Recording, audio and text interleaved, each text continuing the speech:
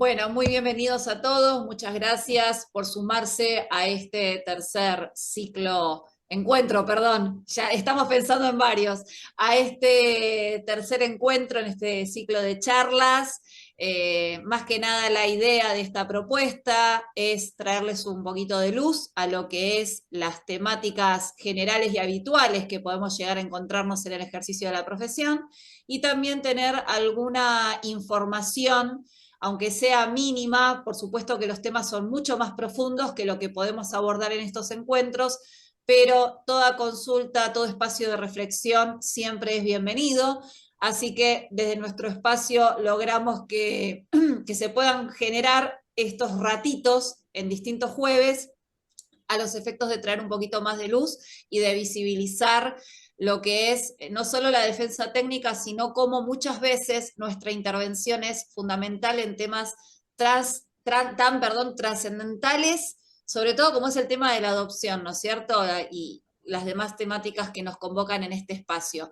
Recuerden que es requisito estar matriculado, no importa la colegiatura, ¿sí? Este es un equipo federal, así que cualquier colega de cualquier punto del país se puede asociar en forma gratuita online a través de la página web de de Abogados del Fuero, y una vez que se asocian les va a llegar una confirmación con un número de socio. En ese momento ustedes nos envían un correo electrónico a derechonna@abogadosdelfuero.org.ar. Nos van a poner su número de socio, también nos van a poner su número de celular para poder sumarlos al chat.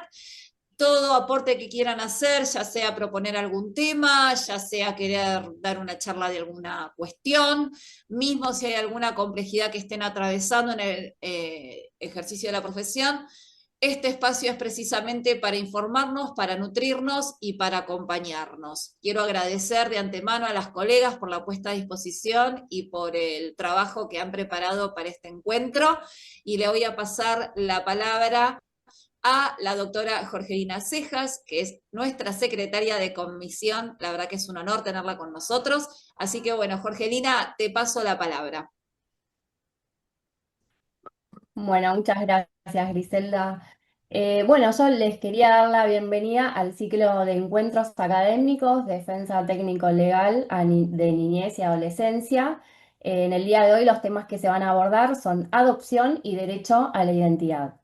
Están presentes acá la doctora Vanessa Blanco, que es abogada, profesora de Ciencias Jurídicas y ayudante en la Facultad de Derecho UBA, especializada en Derecho de Familia, Civil, Derecho Contencioso Administrativo, Derecho Comercial y Laboral, y está matriculada en Provincia de Buenos Aires, Cava, y tiene también matrícula federal.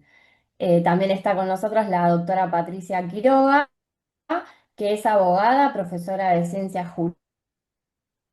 Jurídicas, ayudante de la cátedra del doctor Néstor Solari, en la Facultad de Derecho SUBA, es contrato civil y comercial, que bueno, les damos la palabra, no sé quién arranca primero. Hola, ¿cómo están? Buenas tardes. Bueno, antes que nada agradecer por la oportunidad y a Griselda, por supuesto, por el espacio y a todos los abogados del Fuero por darnos este espacio. Bueno, vamos a empezar. Entonces hoy la temática son los derechos de los niños, niñas, adolescentes y la adopción. Entonces vamos a arrancar un poquito por determinar qué es la adopción.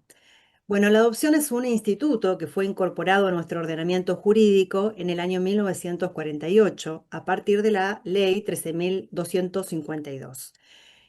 Ay, se me escapó un poquito. Ahí está, pues si no, no se puede ver. Bien,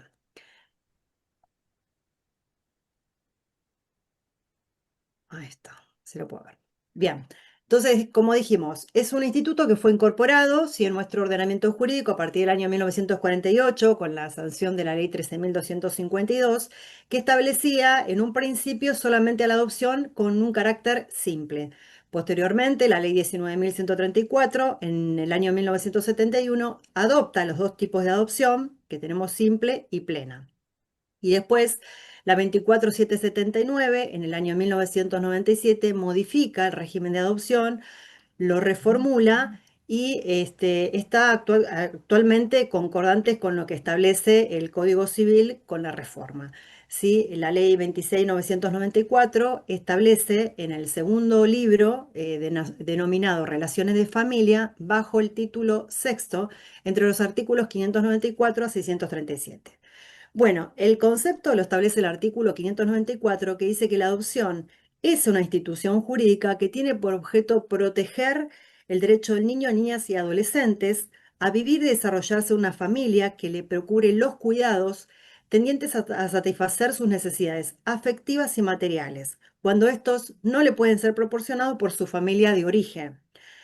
Se otorga únicamente por sentencia judicial y va a emplazar al adoptado en el estado de hijo conforme a las disposiciones de este código.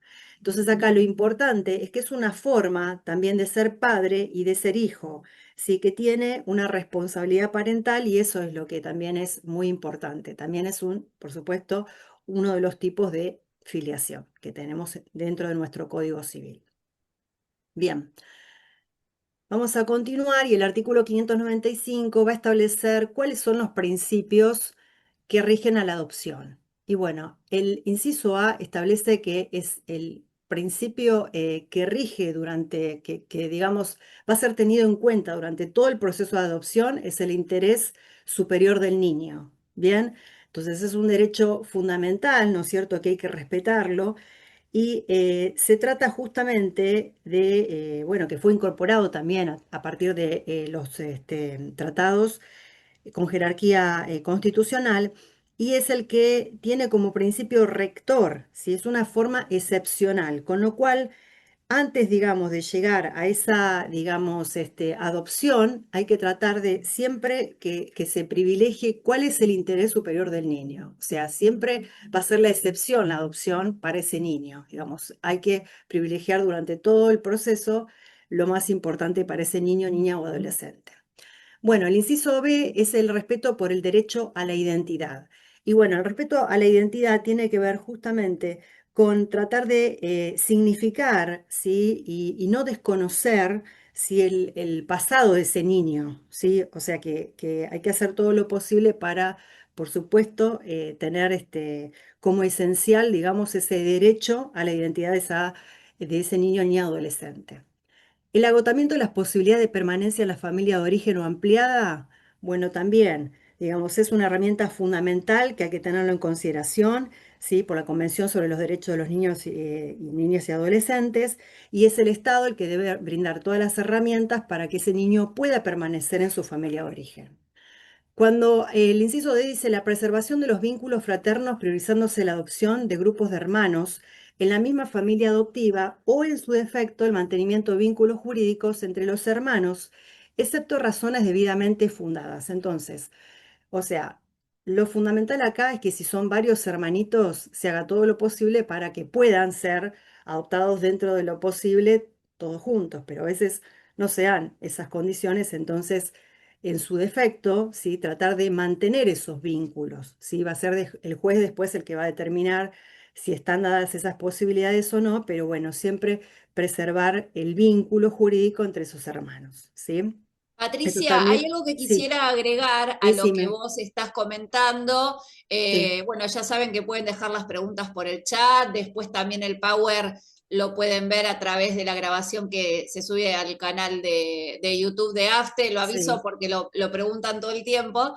pero lo que sí quiero remarcar es lo sí, siguiente. Si bien en el tema de adopción, en el interés superior del niño, también se tiene en cuenta su derecho, su opinión y demás, tengamos en cuenta esta cuestión de que el derecho de, digamos, en términos de identidad, ¿sí? Es intocable más allá de las cuestiones de capacidad progresiva y todas esas cuestiones que desatan después, porque muchas veces se empieza a entrar en juego esta cuestión de, bueno, que el padre o la madre, o si es vientre subrogado o lo que sea, y mejor ocultar, o sea, tenemos que siempre partir de la base de que estamos hablando de un ser humano, más allá de cualquier, o sea, hay cuestiones formales, hay un bagaje normativo, obviamente, pero siempre corriendo el velo de lo que antiguamente era ley de patronato, de objetivar, digamos, no objetivizar a los chicos. Entonces, más allá del poder de decisión, de la escucha y lo que sea, el derecho de identidad es intocable, sea adopción o cualquiera sea el vínculo. Digamos, Sí, adopción porque es el y, tema que nos convoca, pero y poner esto sobre la mesa, eso quería totalmente, por marcar. eso es, digamos, el interés o sea, primordial que tiene la adopción, y por eso es tan importante y está relacionado con el 596 que habla con el derecho a conocer los orígenes. Entonces es muy importante porque ahí se va a recopilar la mayor información que se tenga, ¿sí? De ese niño ni adolescente, y que va a tener, digamos, no solamente los padres adoptantes van a tener que a realizar una declaración judicial durante el proceso de adopción, y aparte, en cualquier momento, ese niño, digamos, ese adolescente puede iniciar esta acción para conocer, digamos, la información que necesite. Ahora lo vamos a ver específicamente, pero es muy importante el derecho, por supuesto, el interés superior del niño y el derecho a su identidad y, por supuesto, el origen, ¿no? El derecho a conocer los orígenes, ahora lo vamos a ver en el 596. eh, y a ver, no sé si me faltó uno.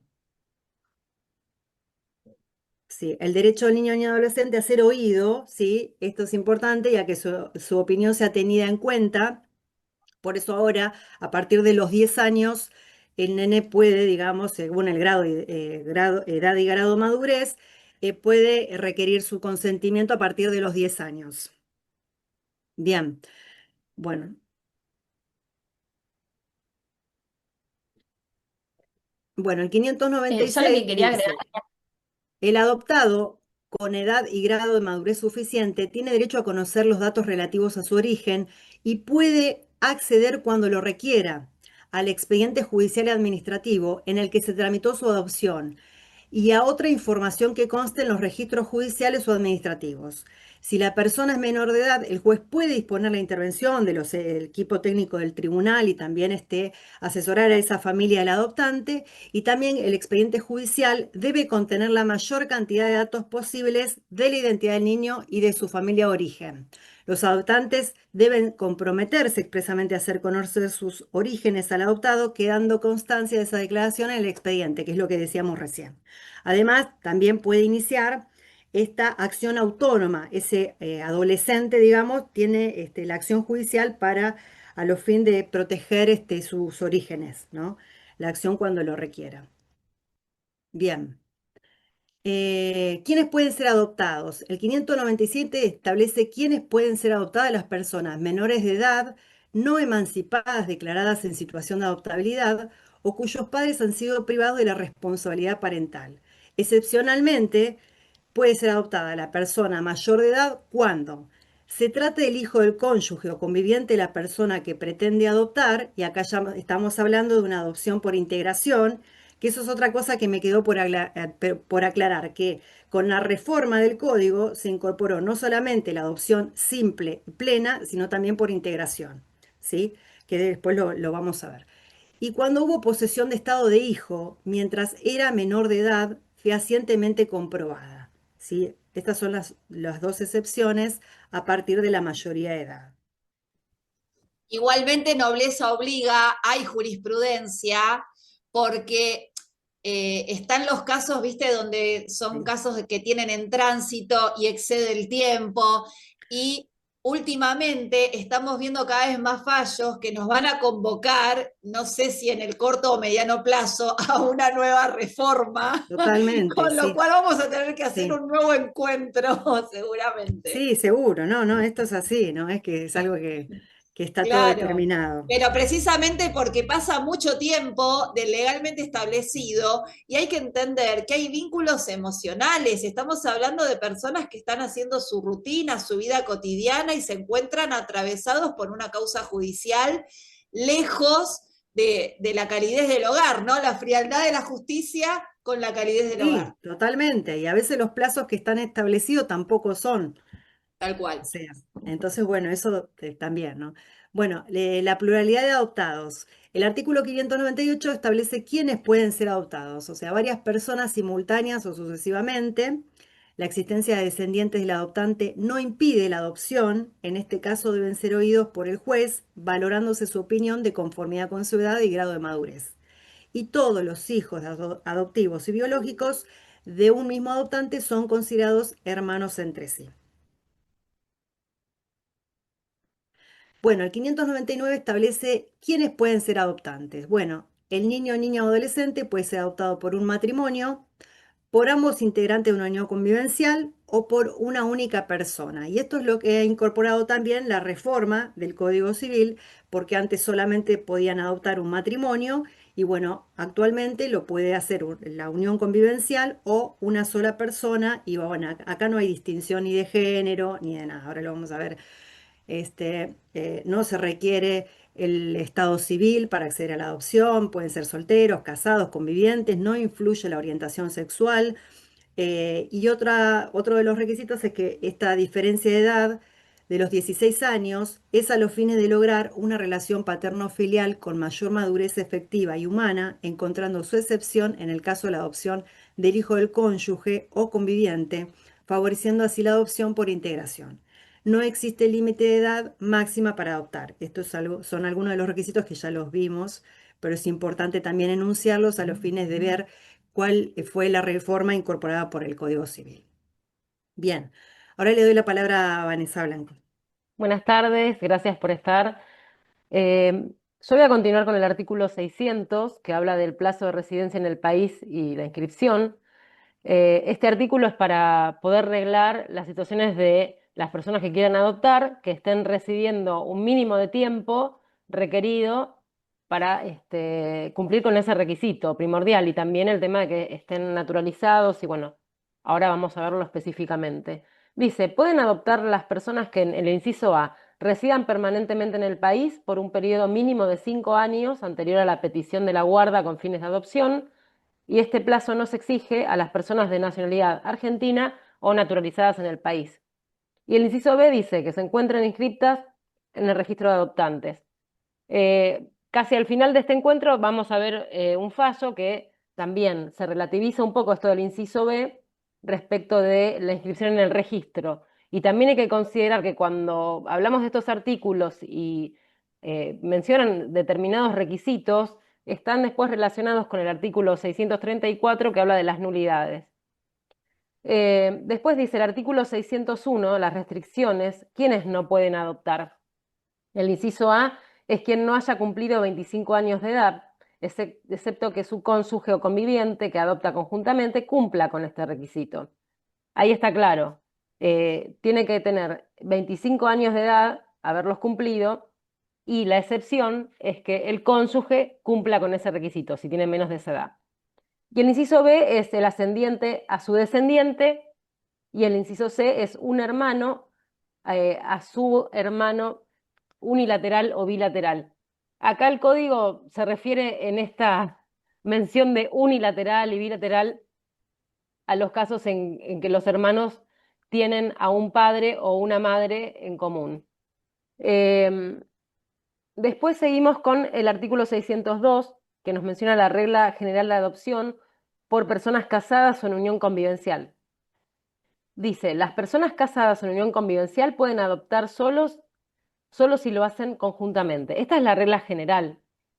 Está relacionado con el tema de que, bueno, cuando una persona decide, en este caso la pareja, adoptar un niño, va a tener una relación de convivencia y es un plan a futuro y una gran responsabilidad, obviamente, un deseo de ser padres, de formar una familia.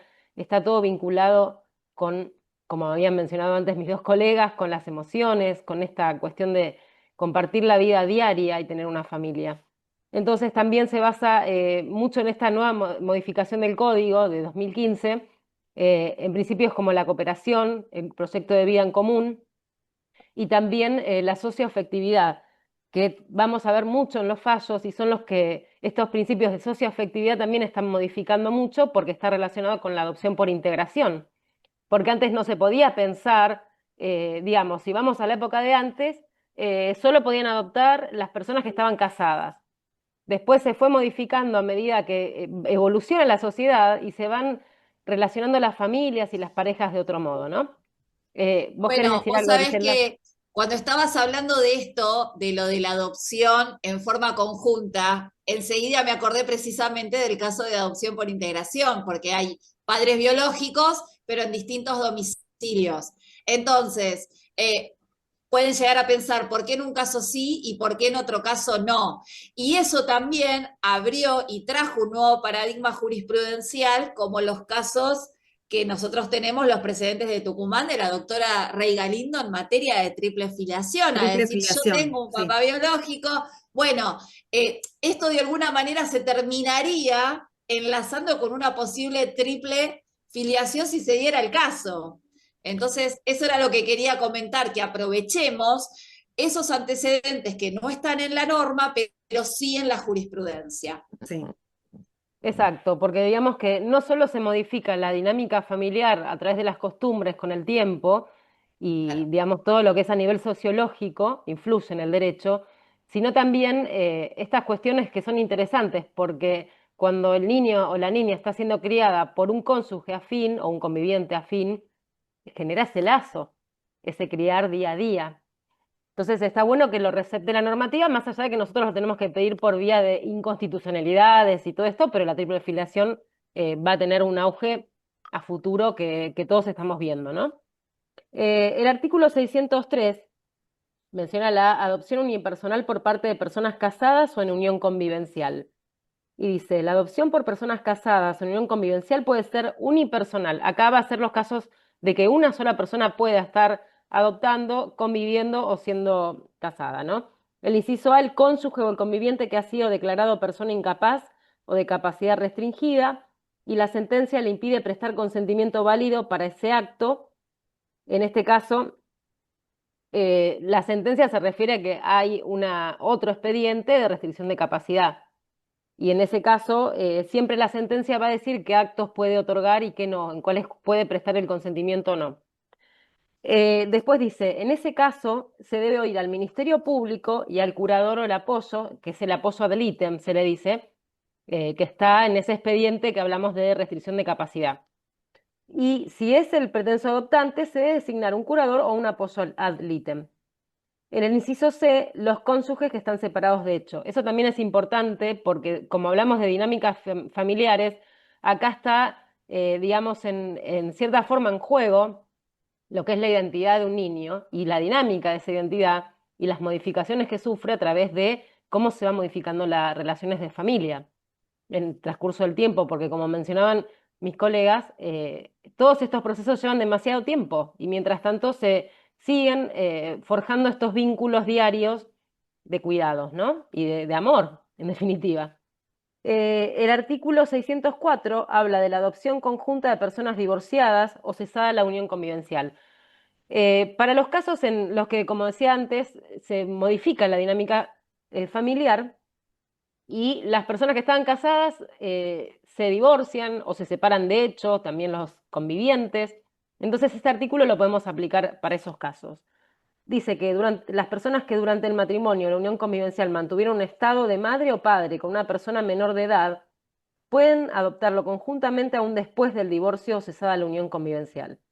El juez debe valorar especialmente la incidencia de la ruptura al ponderar el interés superior del niño. Acá hay varias cosas para poder destacar. Lo que estamos hablando también es del estado de madre o padre hacia el hijo, que como la adopción es, como dijo Patricia al principio, una forma nueva otra, no nueva, una otra forma más de estar en ese estado de hijo y repercute en cuanto a un emplazamiento que uno tiene como mamá o como papá para estar a cargo de esa responsabilidad, ¿no? La responsabilidad parental, los cuidados. Entonces, lo que se va a hacer es que se pueda seguir adoptando pese a que se hayan separado la pareja, mientras el juez pondere esa situación como que no los va a perjudicar. Después, no los va a perjudicar respecto del interés del niño, que es lo que se mencionaba como un principio rector y que también lo vamos a ver en muchas sentencias en todo el ámbito de familia, Y también cuando hablamos respecto al interés del niño, el interés superior, más allá de que está arreglado, como dijeron, la 26061 y en la Convención de los Derechos del Niño y la Ley 114 de Cava, a veces queda como medio abstracto ese concepto. Entonces, por eso dice que el juez debe ponderar, porque nosotros podemos poner como abogados el interés superior del niño, sí, sí, pero ¿en qué consiste? ¿Cuál es el fundamento para poder aplicarlo? Que no sea un concepto vago. En principio sería también considerar que ese interés superior va a prevalecer en cuanto entre en colisión con los intereses de los adultos, fijarse cuál es el beneficio, en definitiva, para la vida de ese niño y que no salga perjudicado. Después dice el artículo 605, adopción conjunta y fallecimiento de uno de los guardadores. Cuando alguien, bien. Cuando la guarda con fines de adopción del niño, niña o adolescente se hubiera otorgado durante el matrimonio o unión convivencial y el periodo legal se completa después del fallecimiento de uno de los cónyuges o convivientes, el juez puede otorgar la adopción al sobreviviente y generar vínculos jurídicos de filiación con ambos integrantes de la pareja. Lo que nos quiere decir este artículo es que en el caso de que alguna de las personas que estaba queriendo adoptar a ese niño, pero ya está en esa situación de convivir, obviamente, y se esté, digamos, con esta guarda de fines de adopción que todavía no es en sí, no otorga lo que se decía el estado de familia, pero hay una situación de hecho de estar conviviendo y se están generando esos vínculos afectivos que mencionábamos antes. Entonces, para que el chico no sufra, pensándolo así también, que falleció uno de sus guardadores, este artículo dice, bueno, la persona que sobrevive puede adoptarlo. Y después en el segundo inciso nos menciona también que el adoptado lleva el apellido del adoptante, excepto que fundado en el derecho a la identidad, se peticiona agregar o anteponer el apellido de origen o el apellido del guardador fallecido. Acá volvemos sobre el concepto de derecho de identidad para que el niño o niña adoptado pueda elegir o tenga esa posibilidad de optar entre el apellido de origen o si tenía un vínculo hermoso que quiere que prevalezca durante toda su vida, que nada más ni nada menos llevar el apellido del adoptante, el guardador que falleció. Entonces, ese artículo estaría fijándose en esa situación que es muy atinado, ¿no? Y el artículo 606 dice adopción por tutor, que se da, el tutor solo puede adoptar a su pupilo una vez extinguidas las obligaciones emergentes de su tutela. En ese caso, pensamos en que cuando hay una situación de tutor y pupilo, las cuestiones que son relacionadas con lo patrimonial, suponemos que tienen que estar totalmente saldadas y finiquitadas. Ahora sigue Patrick.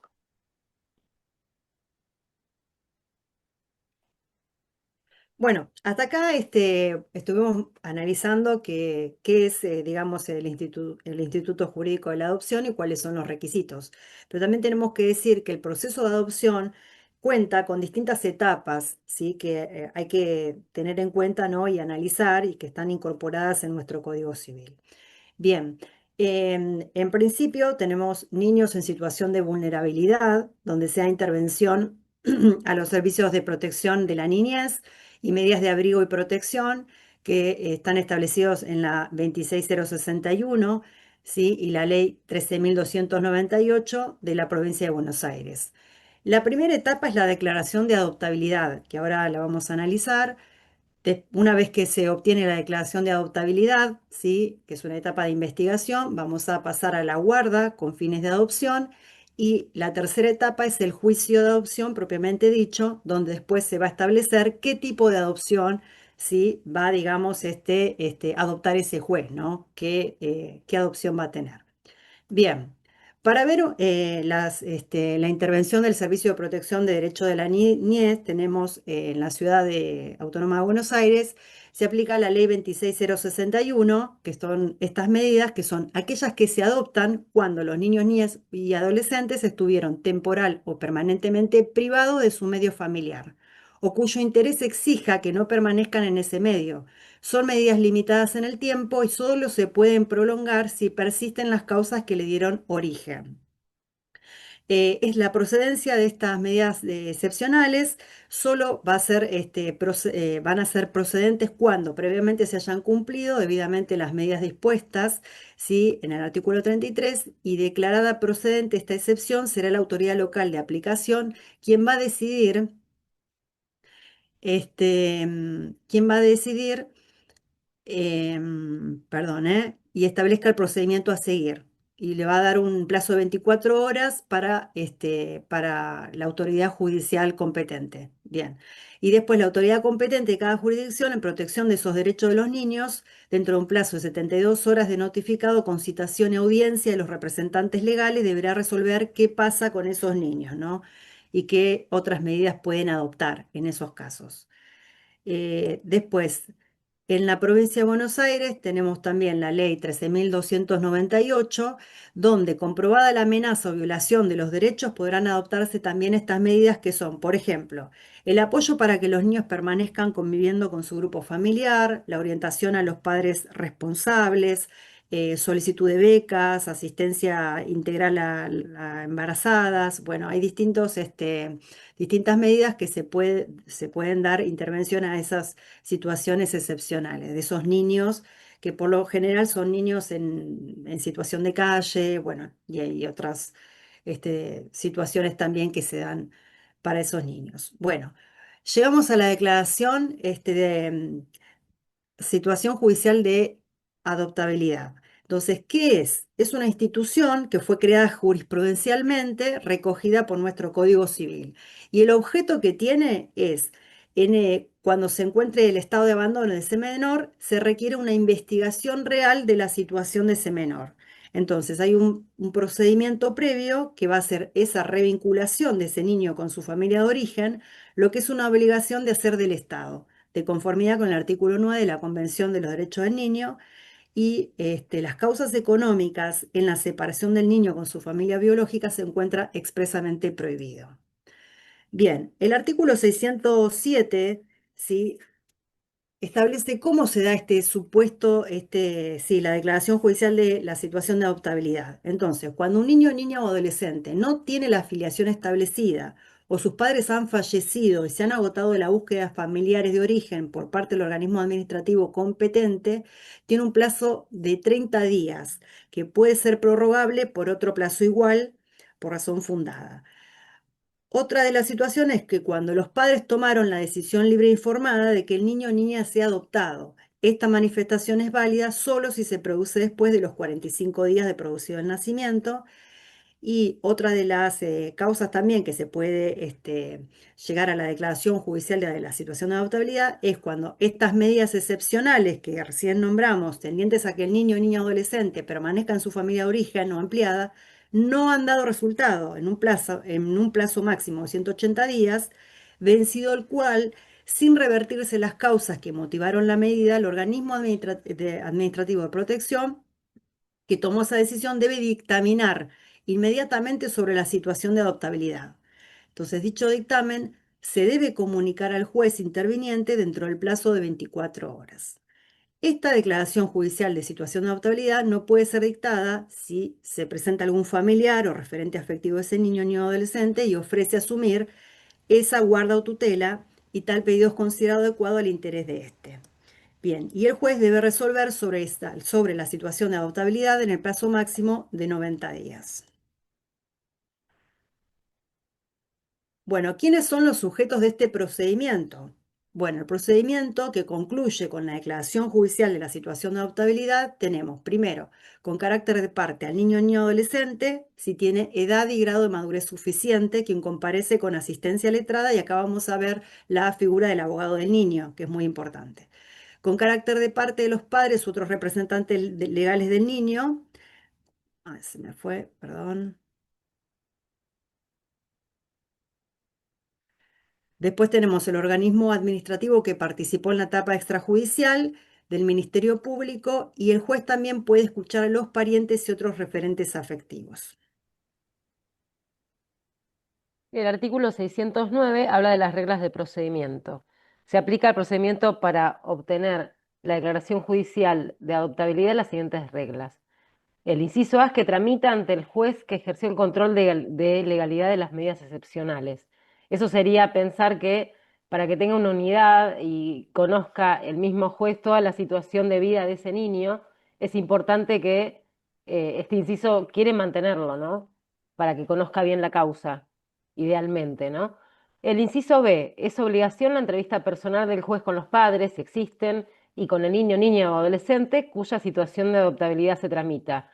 En este caso también lo vamos a ver en fallos o después en otros artículos que, como lo dijo Patricia también antes, los niños a partir de los 10 años y según su estado de madurez, eh, pueden, no pueden, consienten esa situación de poder ser adoptados y poder incorporarse a esa familia, porque es importantísimo poder escucharlos, ese derecho a ser oídos. Después, el inciso C dice, la sentencia debe disponer que se remitan al juez interviniente en un plazo no mayor de 10 días, él o los legajos seleccionados para el registro de adoptantes y el organismo administrativo que corresponda a los fines de proceder a dar inicio en forma inmediata al proceso de guarda con fines de adopción.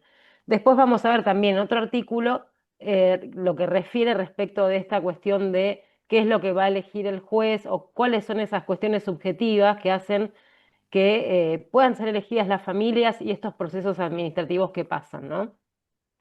Y después dice el artículo 610 algo muy interesante respecto a que hay una equivalencia respecto de la sentencia de privación de la responsabilidad parental y la declaración judicial en situación de adoptabilidad.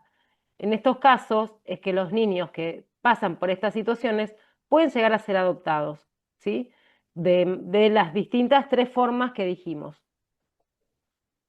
Después, ¿qué más? Ahora creo que sí, seguís vos, Patri, ¿no? El Bien, capítulo 3 guarda con fines de bueno, adopción. sí. Entonces, bueno, una vez que tenemos la declaración en situación de adoptabilidad, pasamos a la guarda con fines de adopción. Entonces, acá es, ¿qué es la guarda en sí? Es el otorgamiento, se otorga una guarda preadoptiva, la cual no va a determinar el estado de familia hasta que no lleguemos igual al juicio de adopción. Bien, entonces acá va a quedar habilitada esta vía para iniciar el procedimiento de guarda preadoptiva.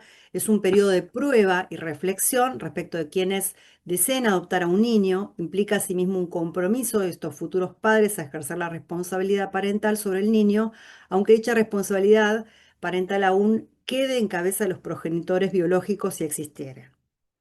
¿Sí?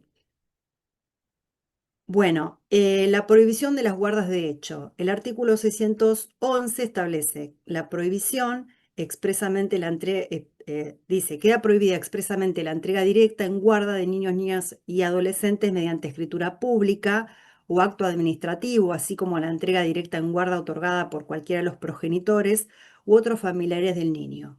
La transgresión de la prohibición habilita al juez a separar al niño transitorio o definitivamente su pretenso guardador, excepto que se compruebe judicialmente que la elección de los progenitores se funda en la existencia de un vínculo de parentesco entre estos y él o los pretensos guardadores del niño. Ni la guarda de hecho, ni los supuestos guarda judicial o delegación del ejercicio de la responsabilidad parental deben ser considerados a los fines de adopción. Y acá también tenemos vamos a hacer la salvedad de que hay mucha jurisprudencia también, hay muchos casos donde, bueno, se ha llegado a plantear la inconstitucionalidad del artículo 611 de familias que han, bueno, recibido, digamos, ese niño, ¿no? Y bueno, después solicitaron, por supuesto, la guarda, ¿no? Se ha dado igual. Bueno, la competencia.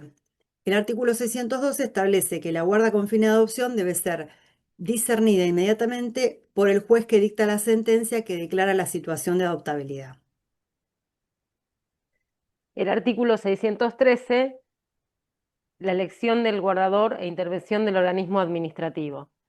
Acá menciona este artículo cómo va a ser el proceso este de selección, que yo les decía que está relacionado con las reglas del procedimiento, y esta cuestión de cómo se eligen a los adoptantes, ¿no? Y todos los pasos que tienen que hacer en vías administrativas y demás. que también es bastante engorroso. ¿Vos querías decir algo, Griselda, al respecto? Sí, a ver, siempre dicen que muchas veces cuando las personas se anotan en el registro, les ponen como ciertos obstáculos y hay muchísimos condicionamientos. Y a veces no se dan cuenta que en esa robustez están obstruyendo la posibilidad de que un niño pueda crecer en un entorno de un hogar, en una familia, con una contención emocional, porque ya de por sí partamos de la base de que no es fácil, y más en edades tan chiquitas, tener que enfrentar un escenario donde, a ver, nosotros porque por ahí estamos acostumbrados o porque no es nuestra situación, es un entorno difícil y sabemos que cuando se van a anotar al RAGA le ponen 2 millones de obstáculos. Entonces, acá no solamente vamos a echarle la culpa a los jueces y a las dilaciones de la justicia, las etapas procedimentales de índole administrativa son también no solo muy robustas en términos de obstáculos, sino que también son como muy lentas, porque están los que ni entran y están los que entran y tienen que enfrentar un proceso terrible. Hubo casos de chicos que fueron restituidos y entonces voy probando de hogar en hogar como si fuese a ver cuál pieza de ajedrez, a dónde los muevo. Es un escenario difícil de atravesar.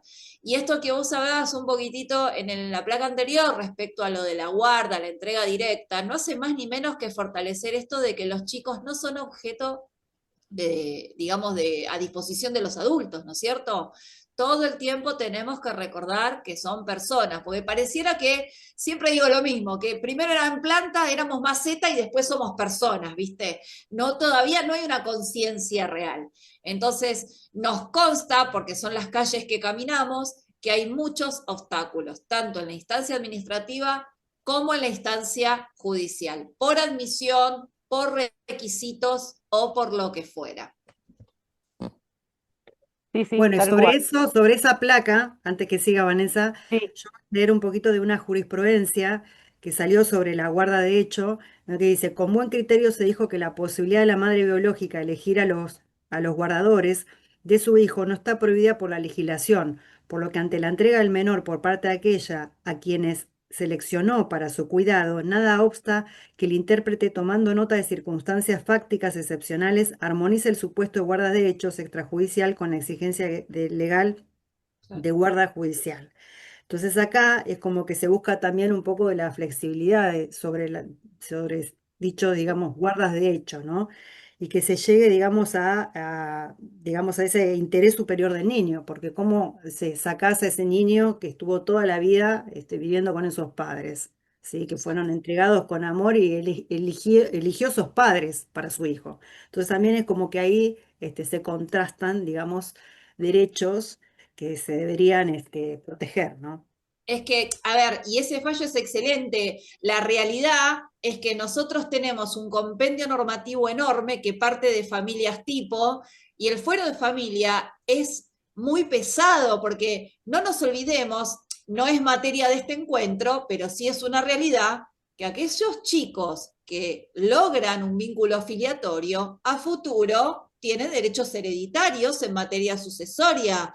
Entonces, como que algo no esté debidamente encuadrado en esta primer etapa, ¿sí? Abre un terreno bastante monstruoso para estos chicos en el paso siguiente, ¿no? En el devenir del tiempo. Entonces, es muy delicado el tema, no solo por esta cuestión de no objetivizar a los chicos, sino por todo el bagaje de derechos que adquiere en su condición civil a partir de ese vínculo filiatorio.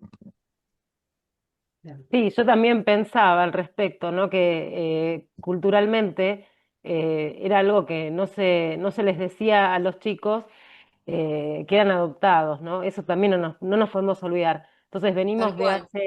de hace décadas que no se les decía que eran adoptados, era un secreto de la Sí. familia.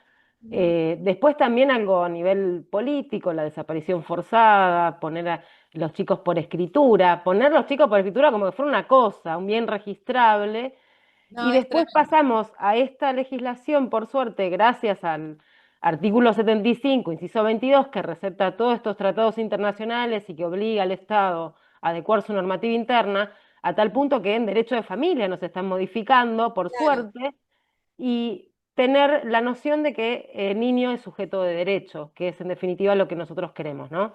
Y que pueda tener su abogado, el abogado del niño, y que pueda tener su consentimiento, que se lo pueda escuchar y ser parte del proceso a tal punto, como vamos a ver también en un fallo, que es al final que voy a hablar, que la sentencia el juez la tiene que adecuar con las palabras para que el niño entienda palabras amorosas de que va a ser recibido en esa familia. Y bueno, es una novedad que también es bastante interesante, ¿no?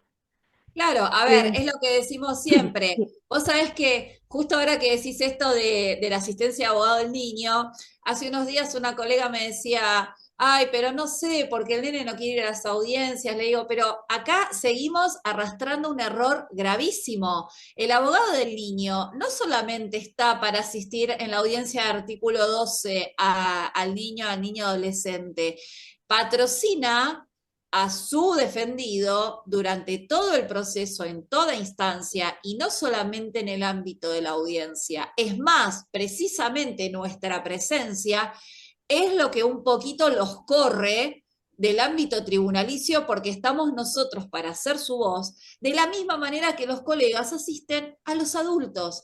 Al día de hoy todavía pareciera que no termina de entenderse, incluso entre colegas que no caminan en profundidad esta calle, que la asistencia nuestra va mucho más allá de la audiencia del artículo 12. Es como cualquier patrocinio de cualquier otra persona. Tenemos que presentar escritos, tenemos que asistirlos, tenemos que eventualmente reunirnos con ellos y pedirles alguna firma. Es mucho más amplio. Recordar también la capacidad probatoria en temas de dar testimonio donde a veces no hablando, sino a través de un dibujo, exhibe su malestar o sus decisiones por la positiva o por la negativa. Entonces, es increíble, pero al día de hoy, entre colegas que no caminan esta calle, tenemos que seguir concientizando respecto de en dónde nosotros podemos intervenir.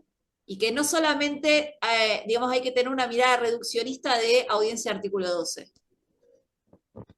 Claro, exacto. Es un patrocinio letrado de manera integral.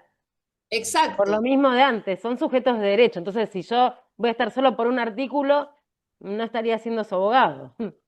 Quedaría solo exactamente, circunscrito a eso. Es una locura.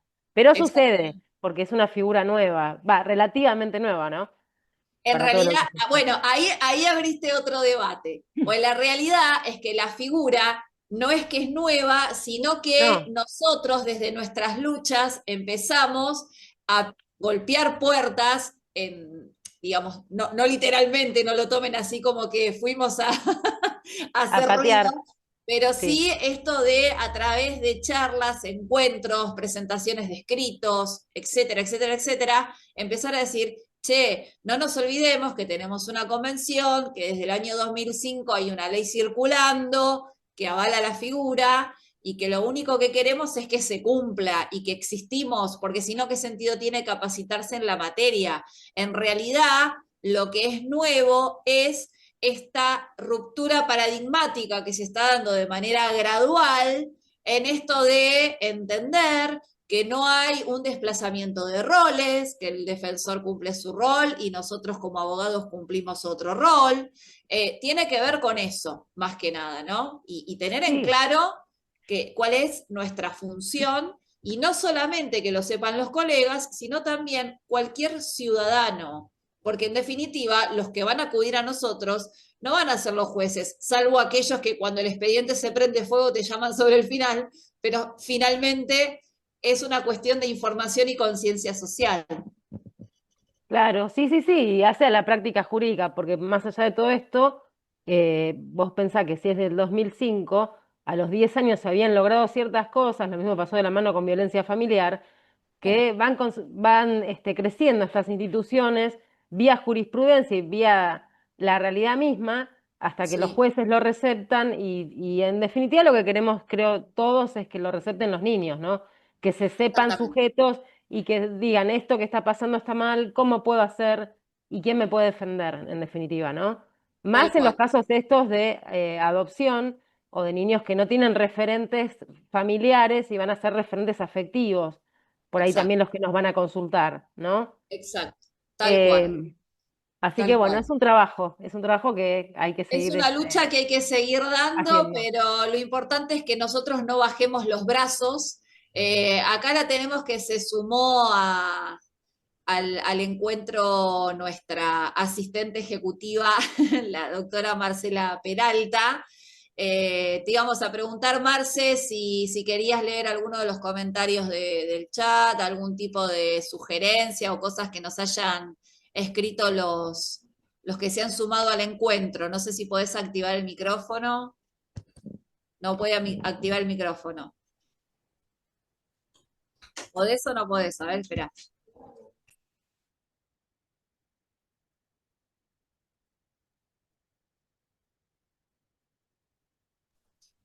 ¿No tenés audio, Patri?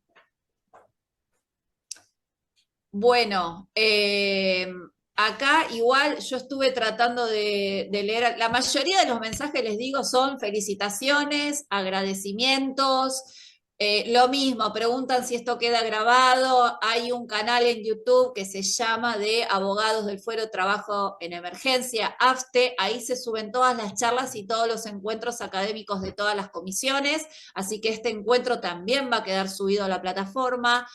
Obviamente que el Power, al conectarse a la, digamos, no al conectarse, sino al entrar a la grabación, van a poder ver todo lo que se estuvo compartiendo, con lo cual el material de alguna manera lo van a tener sin necesidad de pedirlo en forma privada.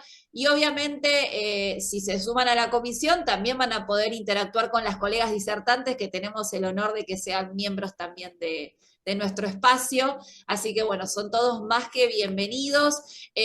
Por ahí en alguna de las preguntas del chat preguntaron si a ustedes les ha pasado tener algún caso de adopción que sea por ahí conflictivo en el sentido de que el niño o la niña no ha querido ser adoptado y fue como objetivizado y han tenido que tener algún rol así muy activo, o si han tenido situaciones más a gusto, más positivas. No sé si alguna de ustedes quiere responder, cualquiera de las dos. Es para cualquiera de las dos la pregunta.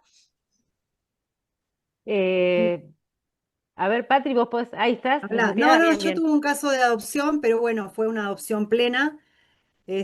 Donde, bueno, falleció la hermana y bueno, la hermana era de Córdoba, y después quedaba una sola tía, digamos, para adoptar al sobrino y bueno, después la adopción se hizo en provincia de Buenos Aires, así que se Ah, pudo, o sea, tenía la guarda y después el proceso de adopción, que es lo que nos faltó, terminar de dar, bueno, se hizo en la provincia de Buenos Aires, o sea que se pidió la competencia y se otorgó, ¿sí? claro. Pero bueno, lo tuvieron que, obviamente lo tuvieron que, o sea, lo perfeccionaron a través de un expediente judicial más allá del Sí, vínculo de sangre, ¿no? sí, sí, sí, Es sí, sí, importante sí, marcar esto. tal cual, sí, tal cual. Por eso hoy veníamos hablando de las etapas y bueno, en este caso no hizo falta la situación de adoptabilidad, sino que ya tenía, digamos, la guarda de hecho, sí, que se la otorgaron en Ah, la provincia de Córdoba y después se solicitó la competencia, sí, en la provincia de Buenos Aires, sí, porque cambiaba justamente su situación, ¿no? Entonces iba a claro. estar, digamos, viviendo en la provincia. Entonces ahí se cambió eso, así que Bueno, salió esos son los bien. casos por ahí más manejables, ¿no? Cuando no hay un interés legítimo en términos de lo que hablábamos antes, ¿no? Del deseo de concretar un proyecto de vida, pero bueno, siempre marcamos lo mismo. En este caso no es el derecho de un adulto de ser padre, si bien existe, sino que también se parte al revés el análisis desde el derecho, que es el derecho de esos chicos a tener un padre o a tener Sí, una madre o a un adulto de referencia que lo asista, que lo acompañe en su crianza. sí, sí, Entonces, sí, acá se daba la situación, que esta chica había hecho, como tres fertilizaciones y ya no tenía más posibilidades. Y bueno, y pasó esto trágicamente que le pasó a la hermana y bueno, y Sí. ella pudo adoptar a su sobrinito. Ya tenía un hijo más grande, pero siempre estaban con ese deseo de tener ese bebé y bueno, pasó que cuando ellos estaban ahí cuando pasó el accidente, porque fueron justamente porque iban a ser los padrinos. Ah, Y bueno, y es más, estuvieron hasta en otro auto y encontraron a la hermana en un choque tremendo y el bebé salió despedido en el huevito.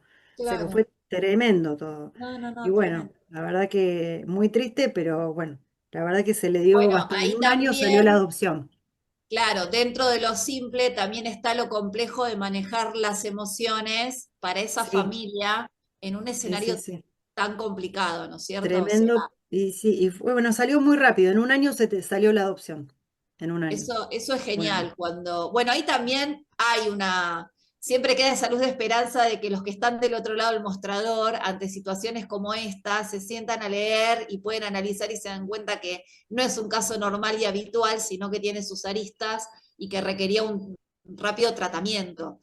sí. Este, porque si no es asistir al chico y en el medio un proceso judicial que no sabes cuándo termina y cómo termina. Entonces No, la sí, sí, tal tranquilidad de cual, una tal cual. sentencia que acompañe es Con dos elemental. aparte con dos jurisdicciones completamente diferentes, como es Exacto. Córdoba y la provincia de Buenos Aires, esto yo lo hice en Morón, así que Sí, salió la verdad que rápido, rapidísimo. rápidamente. Sí. Bueno, colegas, en nombre de la asociación, primero agradecerles que sean parte, que sean miembro de nuestra comisión, que participen activamente, que acompañen con su experiencia, con sus charlas, con sus capacitaciones, con todo lo que nos han brindado hoy y todo lo que surge en el intercambio, que el que se sume a la comisión y se sume al chat se va a seguir enterando de novedades de último minuto. Así que bueno, es un placer tenerlas y compartir este espacio. Les agradecemos enormemente. Reiteramos que se pueden asociar, que nos pueden enviar un correo, el mail de comisiones derecho@abogadosdelfuero.org.ar. Vuelvo a reiterar que el chat no hace más que explotar de agradecimientos y felicitaciones. Y bueno, y la pregunta recurrente que es si esto que he grabado, y volvemos a decir que sí, ya lo dijimos varias veces, así que bueno, nos pueden seguir por las redes, ahí también van a tener los accesos de enlace al encuentro de hoy. Y bueno, los esperamos, por favor, que este jueves 17 de julio a las 18 horas tenemos el último encuentro, donde si bien va a ser un cierre de ciclo de charlas, siempre van a quedar posibilidades de encuentros de alguna temática puntual con algún expositor o algún invitado, porque siempre trabajamos por una mejor abogacía, por una visibilización de la figura y de las temáticas que nos convocan. Así que, en nombre de la asociación, muchísimas gracias por su aporte. Muchas gracias. Muchísimas gracias, sí, muchísimas gracias por el espacio. Buen Gracias. cierre de jornada para todos.